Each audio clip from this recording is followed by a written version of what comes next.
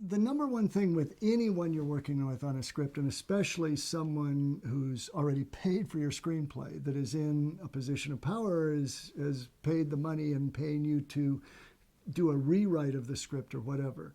The number one thing is to do everything you can to create or sustain a cooperative, collaborative relationship.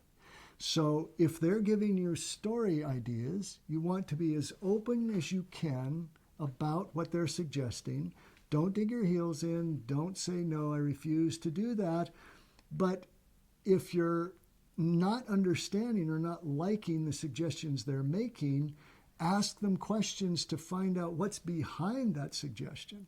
Because a lot of times producers will come up with just lame ideas for the story, but they're trying to find a solution to a problem that was very real for them. They didn't empathize with the character. They didn't think this part of the script was logical. Another thing you got to be aware of is producers have other concerns besides just the story. Biggest one being the budget of the film.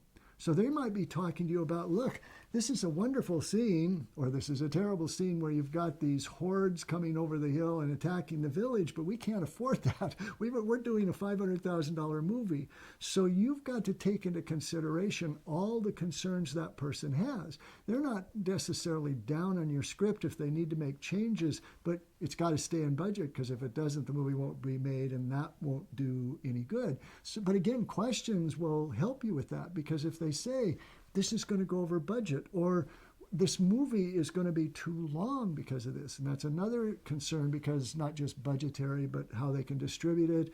It's harder to distribute movies that are more than 2 hours, and so on and so on. So find out what's behind the suggestions, the concerns, the questions they have, and then do everything you can to help them with those concerns or alleviate those problems they have with the story, even if it means not going with the exact solution of the problem they've come up with. It is your job then to come up with yet another idea that will address their worries and still be consistent with the story you want to tell.